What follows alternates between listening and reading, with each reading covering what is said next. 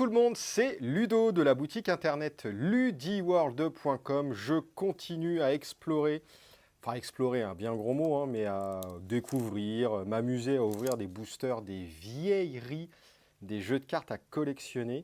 J'essaye de me focaliser pour l'instant sur des jeux qui ont aux alentours d'une vingtaine d'années.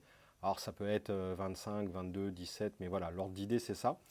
Et autant vous dire tout de suite, va y avoir une tonne de vidéos qui vont arriver prochainement. Alors je vais peut-être ralentir un petit peu la cadence parce que j'ai pas envie de vous saouler non plus complètement avec une vidéo tous les jours. Mais c'est vrai que là récemment j'en ai fait beaucoup, j'ai matière à en faire beaucoup, mais je vais les espacer un petit peu. Voilà, donc désolé pour ceux qui viennent sur la chaîne pour autre chose que des jeux à collectionner. Voilà, c'est vraiment ponctuel, c'est le Summer of Love des JCC, on va dire. Voilà, c'est un petit délire ponctuel, je n'ai pas oublié les jeux de société, j'ai énormément de choses à vous faire voir également, mais bref, en ce moment je m'éclate avec ça. Aujourd'hui, on va regarder du Austin Power TCG. Et ouais, il y avait eu un Austin Power TCG. Alors moi, je ne connais même pas le film. Enfin, je connais, mais je ne l'ai jamais vu. Enfin, je crois pas, je sais pas. Donc je suis pas exceptionnellement fan, mais les cartes sont jolies. Et puis, enfin voilà quoi. CCG what the fuck, c'est juste trop bon. Il y a un Simpson CCG. Alors là, ouais, on va découvrir. Et il y a Harry Potter. Donc vous avez dû voir la vidéo récemment avec Reda qui nous présentait une bonne partie du jeu. Et ça, pour le coup, je vous avoue que ça m'intrigue vraiment encore plus parce que le jeu, il a l'air vraiment hyper intéressant à jouer. Au niveau d'Austin Power, je ne vais pas réellement ouvrir ce booster-là, parce que ça, c'est un booster qui est à la vente sur le site. Mais j'ai des cartes qui m'ont été généreusement prêtées ou offertes, on ne sait pas, hein, Sébastien? Coucou à toi si tu regardes la vidéo. Par Sébastien donc, qui m'a prêté sa collecte et bon, on peut regarder un petit peu ce que ça donne. Alors là j'ai une boîte avec pas mal de communes, des decks, je ne sais pas exactement ce que c'est, mais voilà, comme il a tout rangé en classeur, on va regarder tranquillou.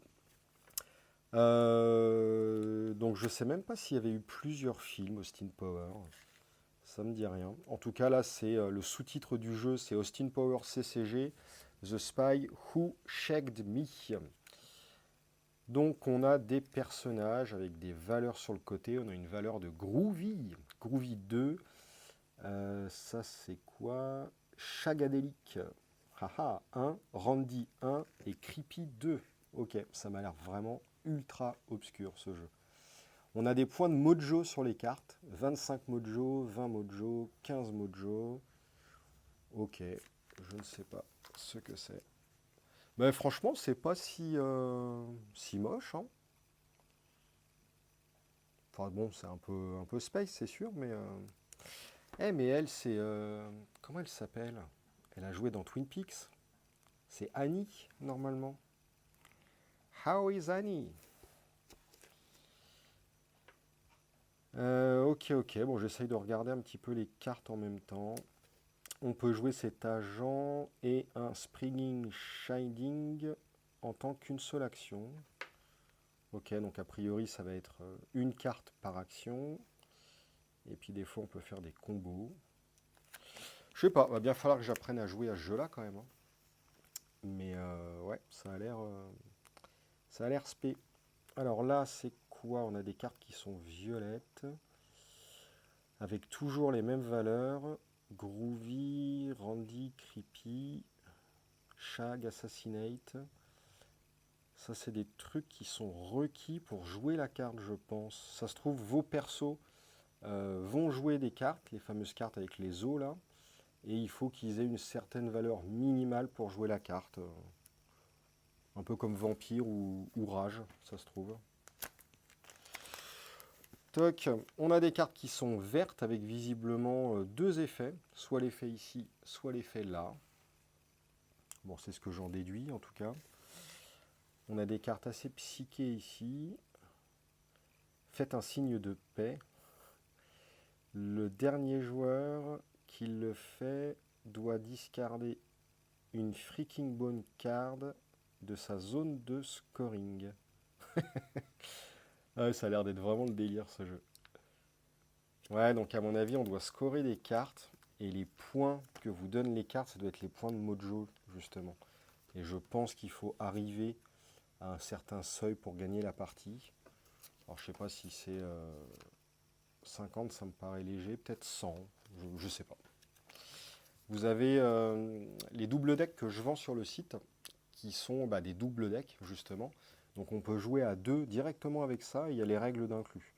Donc, je pense que ça peut être pas mal pour tester. Ouah, c'est quoi cette carte? Un espèce de Terminator, là. Fembot Vanessa, Kamikaze Bride, Shagadelic 1, Creepy 2.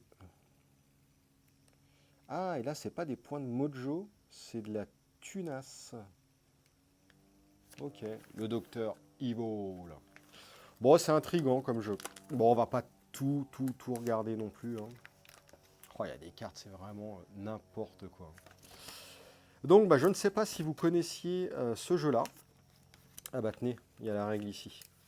Si vous connaissez, que vous savez y jouer, je suis curieux de savoir un peu comment ça se joue, ce que vous aimez dans ce jeu-là, ce que vous n'aimez pas.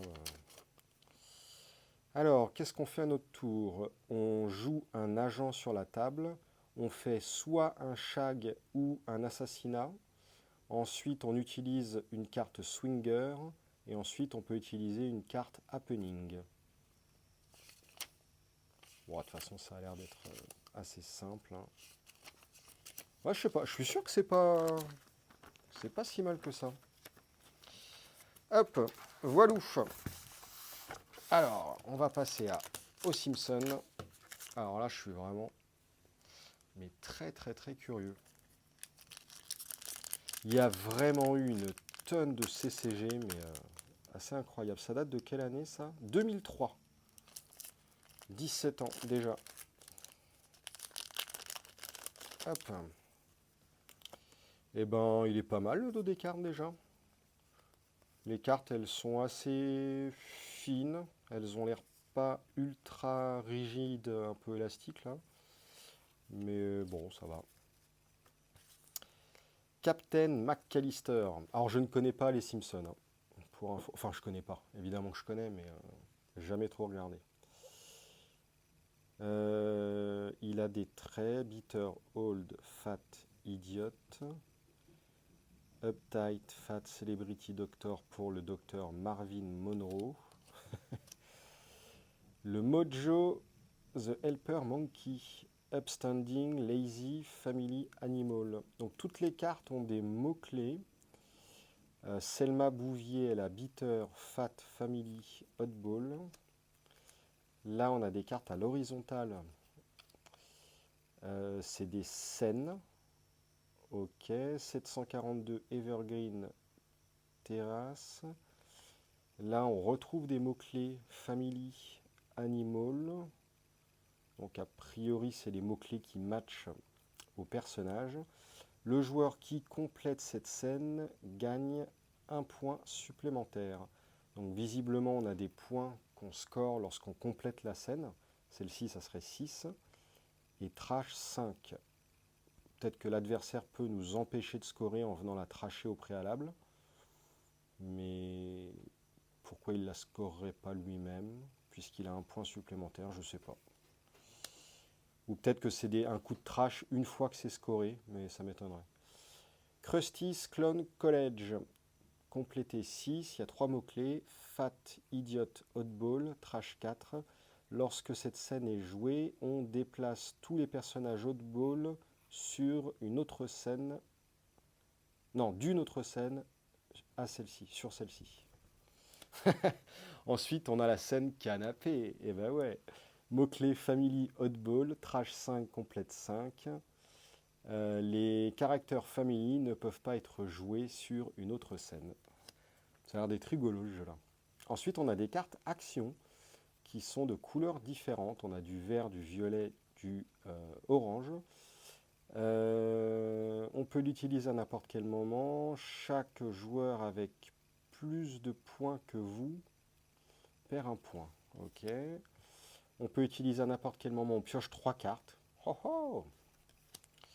Wipeout. À utiliser seulement pendant votre tour. On choisit un trait. Tous les caractères avec ce trait sont défaussés du jeu. c'est fort ça. Enfin, j'en sais rien. Et voici notre rare. Dancing Homer. Ah oui, donc il y a les raretés. On a les ronds pour les communes. On doit avoir les losanges peut-être pour les zones co. Non, on n'a que des communes et rares. Donc celle-ci, c'est une rare. Fat, Celebrity, Family, Idiot. Par contre, il n'y a pas trop de différence entre les persos communes ou rares. Il n'y a pas de valeur numérique. Étonnant.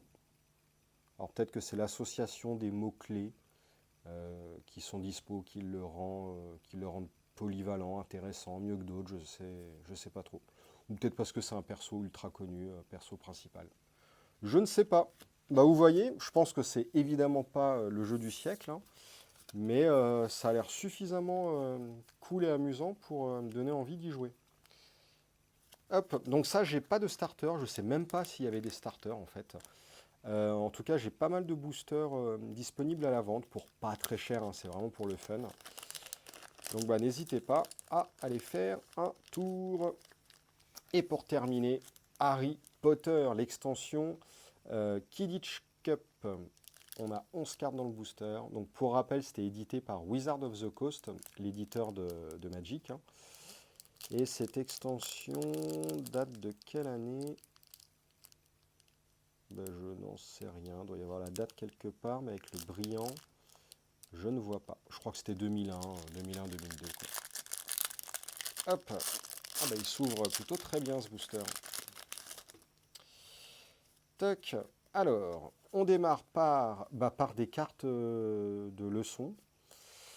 Donc ça, c'est pour les créatures. Donc en gros, ça, c'est vos terrains, ce qui permet d'accumuler le seuil, en gros, c'est vos leçons. Bah, je vous renvoie vers la vidéo qu'on a fait avec Reda, si vous voulez découvrir. On a le charme, le cœur bleu. Ça, c'est un objet. Avant chaque tour, le bludger inflige 3 dégâts à votre adversaire si un match est en jeu. S'il n'y a pas de match, ça colle 0. Ok, donc il doit y avoir des cartes qui disent « Hey, on est en train de jouer ». Comet 260, ça donne visiblement un icône jaune. Donc je ne sais pas si c'est la nouvelle couleur. Ouais, ça a l'air d'être la nouvelle couleur. Une fois pendant chacun des tours de vos adversaires, vous pouvez prévenir un dégât qui vous est infligé. Si vous jouez cette carte et que tu as déjà un broom en jeu, tu discardes l'ancien. Et c'est un item qui est de sous-type broom. Alors je sais pas ce que ça veut dire broom. Ah bah c'est un balai, peut-être. Ouais, ça a l'air d'être ça. Hop. Penalty Shot. Bon, ça a l'air vachement centré sur le Quidditch. Hein. Bah, en même temps, c'est une extension centrée dessus. Eh ben, c'est un sort, on pioche 3 cartes. Avec un 5 en... Je ne sais pas le terme dans le jeu, mais il faut 5 en ressources jaunes. Ensuite, on a Practice Match, ça coûte 1. Bah, c'est voilà, c'est une carte de match. Ok. Donc, c'est apparemment une pseudo-mission à réaliser, parce qu'il y a une condition pour la réaliser, qui est sur celle-ci, on doit infliger 5 dégâts à votre adversaire pendant que cette carte est en jeu. Ok. Et la récompense pour finaliser cette carte est que le gagnant pioche 4 cartes. Ok. Et il faut une seule ressource pour la jouer. C'est sympa ça. Vraiment, ça me donne trop envie de construire ce jeu. Smash, ça coûte 2, c'est un sort. On choisit l'un des items adverses en jeu et on le discarde.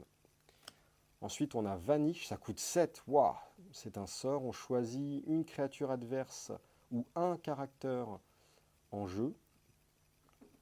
Et on le met en dessous du deck. Ok, plutôt fort. Bravado, c'est un sort qui coûte 3 en bleu. Pour le restant du tour, tous vos spells requièrent 5 power de moins pour être joués. Waouh, ça c'est fort. Bah, en même temps, on n'a que 2 actions dans le tour, si ma mémoire est bonne. Du coup, ouais, on va gagner que 2 quoi en fait. Mais s'il y a moyen de gagner des actions, je ne sais pas si ça existe dans ce jeu-là, ça peut être assez sympa. Cobbing, c'est un sort à 7. On colle 4 dégâts à votre adversaire. Puis, si votre adversaire a des cartes en jeu, il en choisit une qu'il discarde. Plutôt pas mal. Bon, après, ça coûte 7. Et on arrive à la dernière carte qui est une créature, c'est Cobra Lily, c'est une plante. À la fin de chacun de vos tours, on retire tous les dégâts du Cobra Lily. Et il inflige le Cobra 2 dégâts à chaque tour et il a une santé de 3. Alors par contre, je suis en train de regarder qu'il y avait des icônes, donc de rareté. Tout ça, ce sont des communes. Et du coup, je me demande, ça c'est Unco.